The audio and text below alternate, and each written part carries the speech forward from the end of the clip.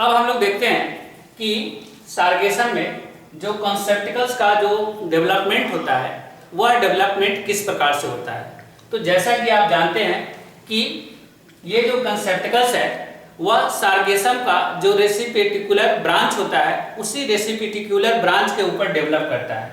और ये कॉन्सेप्टिकल्स क्या करता है, ये जो है मेल और फीमेल एंथ्रीडियल और उगोनिया को फॉर्म करने में रोल अदा करता है। तो इसको हम लोग डायग्राम से समझने की कोशिश करते हैं। तो देखिए होता क्या है कि जो रेसिपिटिकुलर ब्रांच होता है उस रेसिपिटिकुलर ब्रांच के ऊपरी सिरे पर क्या होता है कि कोई सेल एक्टिव हो जाता है। कोई एक सेल एक्टिव हुआ तो एक्टिव होने के बाद वह धीरे धीरे उसका ग्रोथ जो है होने लगेगा, लेकिन इसका डेवलपमेंट ग्रोथ इतना ज्यादा होगा कि वह आसपास के सेल, उसके जो अगल बगल में जो सेल होते हैं उससे इसका ग्रोथ ज्यादा हो जाता है। इस सेल को हम लोग क्या बोलेंगे, कॉन्सेप्टिकल इनिशियल सेल। इसको क्या बोलेंगे, कॉन्सेप्टिकल्स इनिशियल सेल। ये सेल जब पूरी तरह से ग्रोथ कर जाएगा, मैच्योर कर जाएगा, तो उसमें क्या होगा कि एक ट्रांसवर्स डिवीजन होगा। ये ट्रांसवर्स डिवीजन जब होगा तो ये ट्रांसवर्स डिवीजन के बाद ये सेल जो है दो भागों में बढ़ जाएगा। तो जो इसका ऊपर वाला भाग होगा वह टंग सेल कहलाएगा और नीचे वाला जो सेल होगा वह बेसल सेल कहलाएगा। पहले क्या हुआ कि ये जो कॉन्सेप्टिकल इनिशियल सेल है वह ग्रोथ कर गया, आसपास के सेल से ज्यादा ग्रोथ कर गया क्योंकि यह एक्टिव सेल है। उसके बाद इसमें एक ट्रांसवर्स डिवीजन हुआ। ट्रांसवर्स डिवीजन होने से यह सेल दो भागों में डिवाइड हो गया।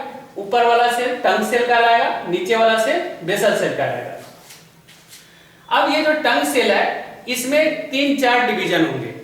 3-4 डिवीजन होकर यह एक फिलामेंट को फॉर्म कर लेगा, फिलामेंट लाइक स्ट्रक्चर फॉर्म कर लेगा। ये फिलामेंट लाइक जो स्ट्रक्चर है वह धीरे धीरे क्या हो जाएगा, डिसअपीयर हो जाएगा। लेकिन नीचे वाला जो बेसल सेल है इसमें जो है कंटिन्यू डिवीजन होता रहेगा और कंटिन्यू डिवीजन होकर यह क्या करेगा, जो कॉन्सेप्टिकल्स का वाल है उसको यह फॉर्म करेगा। ये जो वाल फॉर्म होगा ये कर्व होगा। ये वाल कैसा रहेगा, कर्व रहता है क्योंकि इसका स्ट्रक्चर कैसा होता है, फ्लास्क के शेप के जैसा होता है, तो ये कर्व रहता है। उसके बाद इसके जो नीचे वाले लेयर होते हैं इस लेयर को हम लोग फर्टाइल लेयर कहते हैं। तो फर्टाइल लेयर क्यों कहते हैं, क्योंकि यह एंथ्रीडियल और उगोनिया दोनों को फॉर्म करने का काम करता है। तो ये जो कॉन्सेप्टिकल्स होता है मेल का अलग होता है, फीमेल का अलग होता है। तो जो मेल कॉन्सेप्टिकल्स होगा वह एंथ्रीडियल को डेवलप करेगा और जो फीमेल कॉन्सेप्टिकल्स होगा वह उगोनिया को डेवलप करेगा। लेकिन दोनों का डेवलपमेंट जो होता है वह सेम तरीके से होता है।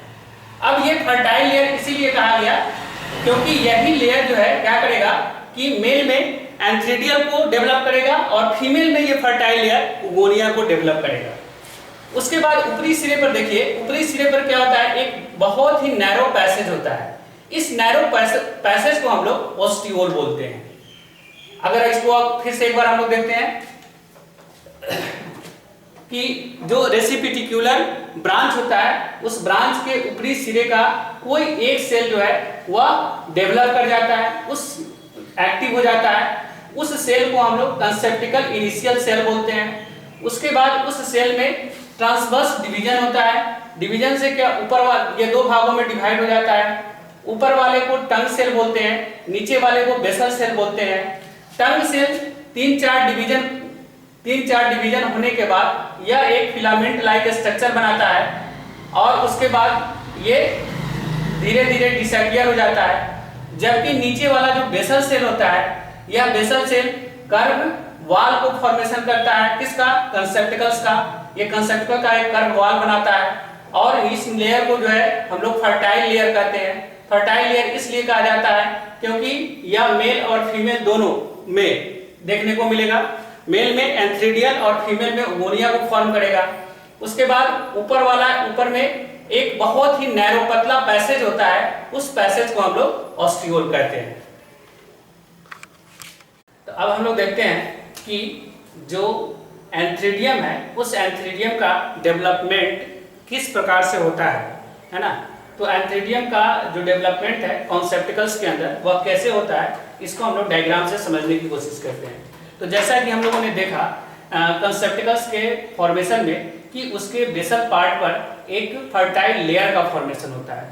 तो फर्टाइल लेयर, इसको ये फर्टाइल लेयर में से कोई भी एक सेल, फर्टाइल लेयर में से कोई भी एक सेल एक्टिव होता है, और एक्टिव होने के बाद जब एक्टिव होता है तो इसमें एक पैपिला डेवलपमेंट करता है। तो ये पैपिला जो है सो डेवलपमेंट करता है, इसलिए इसको हम लोग पैपिलेट इनिशियल सेल कहते हैं। अब ये जो पैपिलेट का डेवलपमेंट जब हो जाता है तो उसके बाद इसमें एक ट्रांसवर्स डिवीजन होता है। तो ट्रांसवर्स डिवीजन हुआ, जैसे इसको हमने यहाँ पर बाहर निकाला तो इसमें ट्रांसवर्स डिवीजन हुआ। ट्रांसवर्स डिवीजन होने पर यह दो सेल में डिवाइड हो गया। तो जो ऊपर वाला सेल होगा उसको हम लोग बोलेंगे एंथ्रीडियल सेल, जबकि नीचे वाले सेल को बोलते हैं स्टॉक सेल। ये स्टॉक को फॉर्म करेगा, और एंथ्रीडियल सेल जो है यह क्या करेगा कि यह फिर डिवीजन होगा, फिर इसमें ट्रांसवर्स डिवीजन होगा, और ट्रांसवर्स डिवीजन होकर फिर इसमें क्या होगा कि यह डिवीजन करके फिर इसमें दो सेल बनेंगे, और एक सेल जो होगा वह एंथ्रीडियल सेल कहलाएगा और दूसरा जो होगा वह पैराफाइसिस कहलाएगा। यानी कि फिर उसके बाद फिर इसमें कंटिन्यू एंथ्रीडियल में फिर कंटिन्यू डिवीजन होगा, फिर यह जो है सो एक एंथ्रीडियल बनाएगा, एक पैराफाइसिस बनाएगा। इस तरह से एक पेड़ पर ब्रांच के लाइक, यानी कि यह ब्रांच लाइक स्ट्रक्चर जो है सो फॉर्म होते चला जाता है। तो इस तरह से एक एंथ्रीडियल और एक पैराफाइसिस, एक एंथ्रीडियल और एक पैराफाइसिस को फॉर्म करते जाएगा। चलिए अब हम इस तरह से बहुत सारे जो है सो एंथ्रीडियल और बहुत सारे पैराफाइसिस का फॉर्मेशन हो जाता है। तो अब हम एक एंथ्रीडियल सेल की बात करते हैं। तो इसमें जो एंथ्रीडियल सेल होता है उसके अंदर जो न्यूक्लियस होता है वह न्यूक्लियस जो है डिप्लॉयड होता है। तो डिप्लॉयड होता है तो इस न्यूक्लियस में डिवीजन होता है। तो इसमें पहले जो है सो मियोसिस डिवीजन होगा, और मियोसिस डिवीजन होकर इसमें से यह न्यूक्लियस जो है एक न्यूक्लियस 4 न्यूक्लियस में डिवाइड हो जाएगा। उसके बाद फिर उसमें माइटोसिस डिवीजन होगा। माइटोसिस डिवीजन होने से क्या होगा कि वह 4 जो न्यूक्लियस है वह 8 बनेगा, फिर 16 बनेगा, फिर 32 बनेगा, फिर 64 बनेगा। तो इस तरह से इसका 64 तक इसका डिवीजन होगा। तो डिवीजन होने पर उसके बाद इसमें थोड़ा थोड़ा ये साइटोप्लाज्म लेकर यह जितने भी न्यूक्लियस थे 64 जितने भी न्यूक्लियस थे वह सभी थोड़ा थोड़ा साइटोप्लाज्म लेकर सभी इंडिविजुअल एंथर बन जाएगा। ये सभी क्या बन गया? एंथर बन गया। अब ये एंथर जो है जो एंथर फॉर्म हो गया तो इसके ऊपर जो है सो 2 लेयर है। तो बाहर वाले लेयर को एक्सोकाइट बोलते हैं और अंदर वाले लेयर को एंडोकाइट बोलते हैं, और यह जुड़ा हुआ है किससे? स्टॉक से जुड़ा हुआ है। तो जब यह पूरी तरह से डेवलप कर जाता है, मैच्योर कर गया, उसके बाद यह इसमें कंसेप्टिकल्स में आपने देखा कि एक नैरो पैसेज होता है ऊपर में, तो उस यह स्टॉक से टूट जाता है, और स्टॉक से टूटने के बाद उस नैरो पैसेज के द्वारा यह बाहर निकल जाता है, और बाहर निकलकर पानी में तैरने लगता है। तो जैसे ही पानी में ये आता है तो इसके बाहरी लेयर का जिलेटिनीकरण हो जाता है, और इसके अंदर जितने भी एंथर है वह सारे एंथर बाहर निकल जाते हैं। फिर से एक बार देख लीजिए।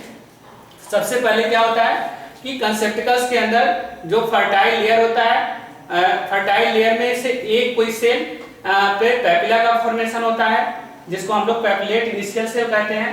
इस पैपिलेट इनिशियल सेल का में ट्रांसवर्स डिवीजन होता है।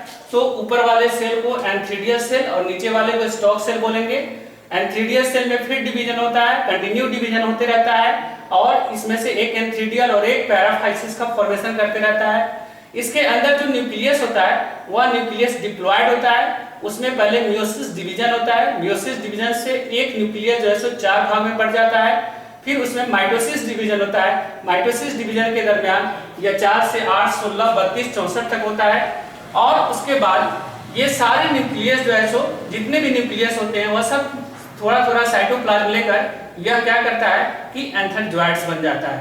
इसके ऊपर डबल लेयर का फॉर्मेशन रहता है सेल वॉल, जो कि अंदर वाले को हम लोग एंडोकाइट बोलते हैं, बाहर वाले को एक्सोकाइट बोलते हैं। उसके बाद जब यह पूरी तरह से डेवलप कर जाता है तो यह स्टॉक से टूट जाता है, और टूटकर जो